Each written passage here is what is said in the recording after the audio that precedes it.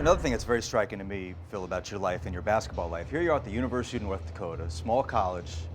I don't know, would it be considered Division II back then, or what would it, I Yeah, don't know the there was, terminology. they had a division that was called small college at that time, and there was major college.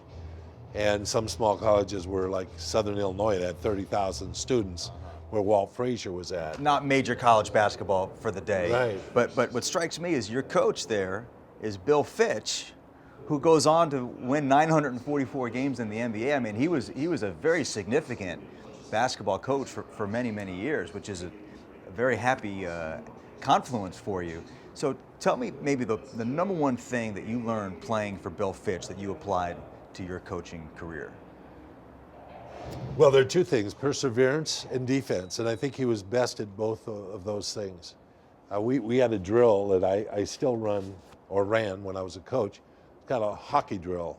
We grew up in hockey country, and University of North Dakota has won the Frozen Four a few times, won it back when I was in college, and they were big hockey fans there.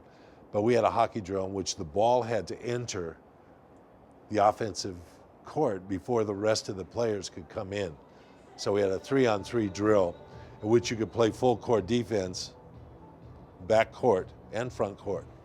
So it was a drill where you could just throw the ball ahead, or no, someone could just, cherry pick down the court. So you had to play man-to-man defense, full court. Bill really worked on that drill, and we played pressure defense a lot, which is what my calling card became when I was a ball player with the Knicks. I had a big average in college.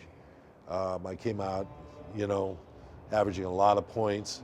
Realized quite quickly that I wasn't the caliber of player in the NBA. That's some pretty good scores on that team. Right, that could do that.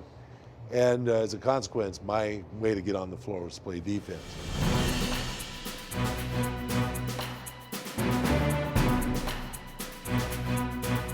And I came into the NBA thinking, this is what I'm going to do. Now, there are teams that got too old that I couldn't do that with, but we always had some form of pressure that I always liked to use. So that was one of Bill Fitch's things. The other thing was perseverance. He was a taskmaster at that time, and I referred to him as a Marine sergeant, drill sergeant, because he'd do things that would push us right to the limits. Those things are not unusual for coaches in my era. People in this era rarely see that, where you got guys that are quitting or throwing up on the court.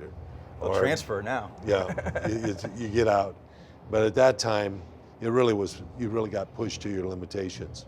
If there's one reason I would love people to read your book, is to learn more about Red Holzman, because to me he's one of the great, not only one of the great coaches, but one of the great philosophers, one of the great characters, kind of the Casey Stengel of his day, I think, on the basketball side. And you kind of boil it down. You wrote this on Twitter. You're a huge presence on Twitter, as we all know, about that his offense was hit the open man.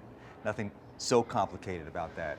But I was also struck by when you wrote that he would be appalled at how self-absorbed the game has become. And I wonder what you think of how he would have coached in today's NBA, because at a certain point, you can only fight that so much. You got to a point where you were at least able to accept that culture. You didn't like it. You tried to maybe bend it and rub it down a little bit, but eventually you had to accept it. Do you think he could coach well in today's NBA, or is that completely lost? I think he could coach today. He would have had to have someone alongside him to be an offensive coordinator, perhaps.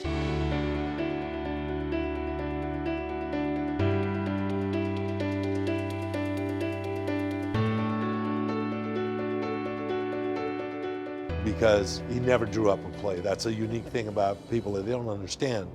He might have moved salt shakers or sugar cellar around on the table when you're having lunch or something, but he never went to a blackboard, he never chalkboard or anything like that. He didn't do that. Open man. And we had plays by definition. We had a number of things that we did, and we had a basic format we ran out of, which is why I really felt very comfortable in the triangle structure, because it's very similar to the triangle structure that we had. And we had really an understanding of how to play together that he created But it all came back down to defense at the other end of the court. He was all about basketball's not rocket science. You stay in front of your man, and on the other end of the court, you hit the open guy. He's got an easier shot than you do, you hit him.